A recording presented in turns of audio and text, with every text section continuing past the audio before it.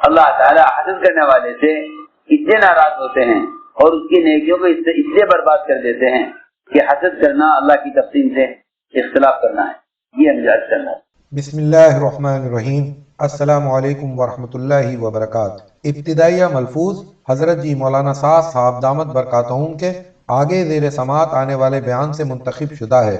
بیان کو زیر سماعت لانے سے قبل آپ احباب سے درخواست ہے کہ اس بیان کو پوری امت تک پہنچانے میں ہمارے ساتھ معاونت فرمائیں اور ہمیں اپنی قیمتی آراء سے آگاہ کرنا نہ بھولیں، ساتھ ہی اپنی دعاؤں میں پوری امت کو ضرور یاد رکھیں۔ جزاکم اللہ احسن الجزا۔ میرے دوستوں، بزرگوں، عزیزوں، جس طرح مال کی تقسیم اللہ کی قدرت سے اور اللہ کے امر سے ہے، مال کی تقسیم اللہ کے امر، اس کی قدرت، اس کی چاہت سے ہے، جس کو چاہے مالدار بنائے، جس کو چاہے غریب بنا دے۔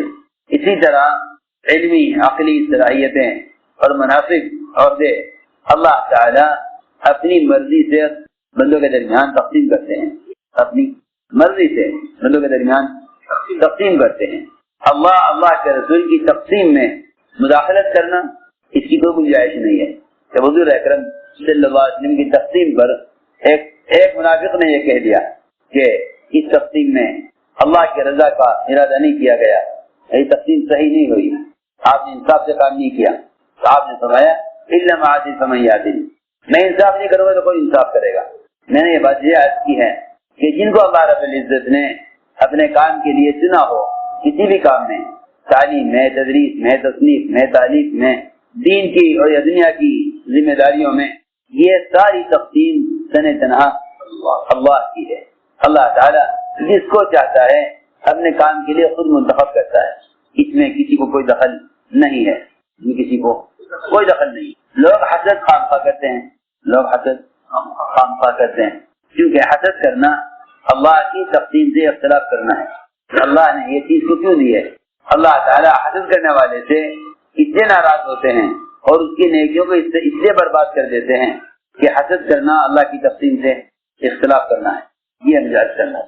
اس لیے اللہ کی طرف سے کسی میں خیر ہے، کسی میں خیر و خوبیاں ہیں، کسی میں خرابیاں بھی ہیں۔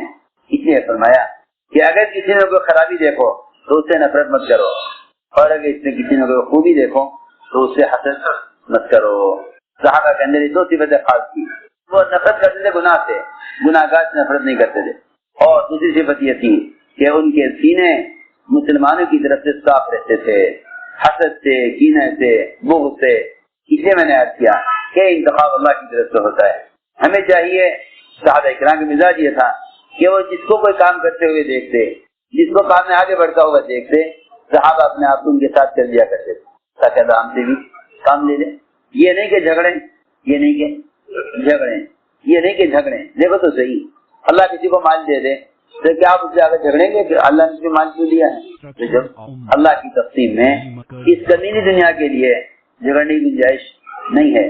جب اللہ تعالیٰ اگر کسی سے دین کا، دعوت کا، تعلیم اور تعلم کا، تصنیف اور تعلیف کا، دین کے کسی بھی شعبے کی خدمت اللہ کی چیزیں لے تو یہ جھگڑنے کی چیز نہیں ہے، بلکہ صحابہ کرام کا مزاج یہ تھا کہ جس کو کوئی کام دیا جاتا لوگ ان کے ساتھ ہو جایا کرتے تھے تاکہ اللہ ان کی مدد کرنے سے ہم سے بھی کام لے لیں۔ یہ آسان بات۔ حضور اکرم صلی اللہ علیہ وسلم نے یمنی تلوار نکالی، فرمایا اس تلوار کو کون لے گا؟ تو عمر کھڑے ہوئے، مجھے دیجیے، فرمایا نہیں۔ پھر فرمایا تلوار کون لے گا؟ کھڑے ہوئے حضرت زبیر، فرمایا نہیں۔ پھر فرمایا تلوار کون لے گا جس کا حق ادا کرے؟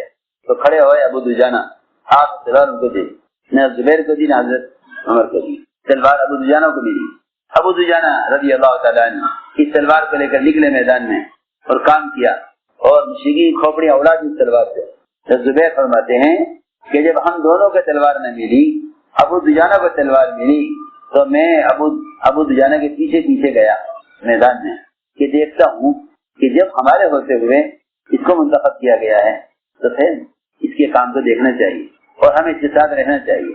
یہ صحابہ میں یہ بیماری نہیں تھی، یہ بیماری صحابہ میں نہیں تھی کہ اگر وہ کسی بعد والے کو کام میں آگے بڑھتا دیکھیں تو وہ کام سے اختلاف کر کے کام چھوڑ دیں، یہ بیماری صحابہ میں نہیں تھی۔ ان کی آپس کی اجتماعیت اس لیے تھی کہ صحابہ میں ایک بڑی صفت یہ تھی کہ وہ اپنے چھوٹوں سے بھی استفادہ کر لیا کرتے تھے۔ اللہ اکبر، بعد والوں سے استفادہ کرتے تھے. ابو بکر عمر رضی اللہ عنہما امت کے بہترین لوگ ہیں، لیکن اپنی پیٹھ پر ایک نوجوان اپنی ماں کو طواف کرانے کے لیے جب آیا تو ابو بکر عمر رضی اللہ عنہما طواف کر کے نکل رہے تھے مطاف سے، واپس آئے اور ایک نے کہا دوسرے سے یہ جوان اپنی ماں کو پیٹھ پر طواف کرائے گا، چلو اس سے اپنے لیے دعا کی راستے کہتے ہیں، اس سے دعا کے لیے کہتے ہیں. واپس آئے دونوں، اس جوان کے پیچھے پیچھے چلے طواف میں اور اس سے کہا سمجھنا آگے بڑھ کر کہ میرے لیے اللہ سے مغفرت کی دعا کر، کیونکہ اس وقت ماں کی خدمت کرنے کی وجہ سے اس کی طرف اللہ کی رحمت متوجہ ہوگی. یہ تھا مزاج، یہ نہیں کہ ہم آدھا ہیں یہ ادنا ہے. تو میں نے عرض کیا کہ یہ خاص صفت صحابہ میں کہ وہ اپنے بعض والوں سے بھی استفادہ کرتے تھے. اس لیے میں نے عرض کیا کہ کسی میں کوئی خرابی ہے تو اس سے نفرت نہ کرو اور کسی میں کوئی خوبی ہے تو اس سے حسد نہ کرو.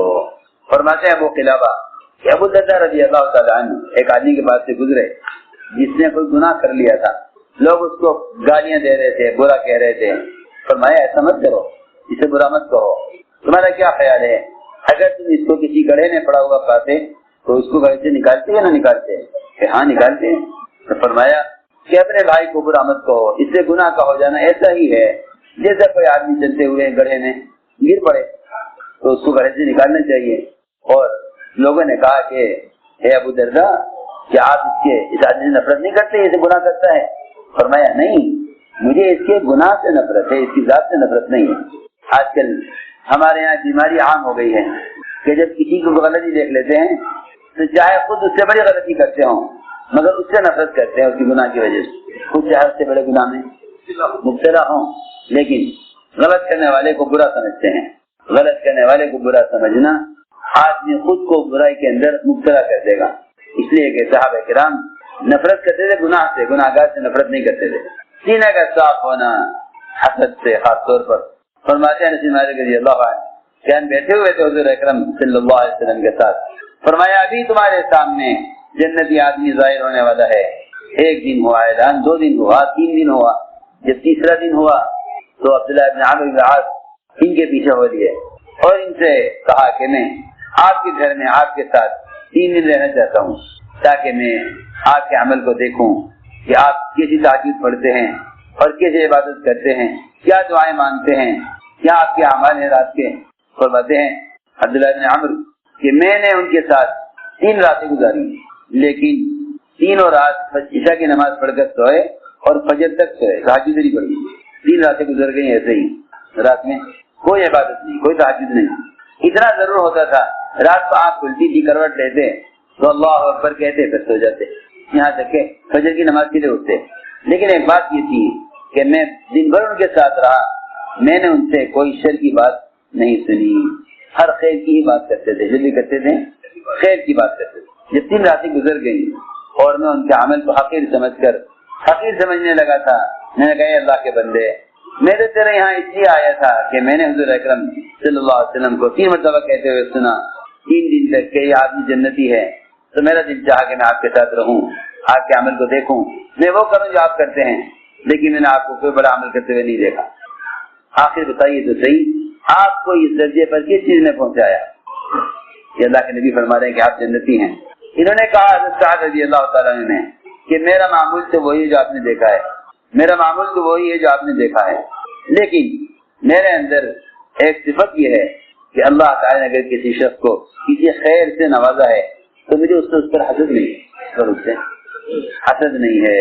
فرمایا بس یہی ہے وہ صفت جس نے تمہیں اس درجے پر پہنچایا ہے.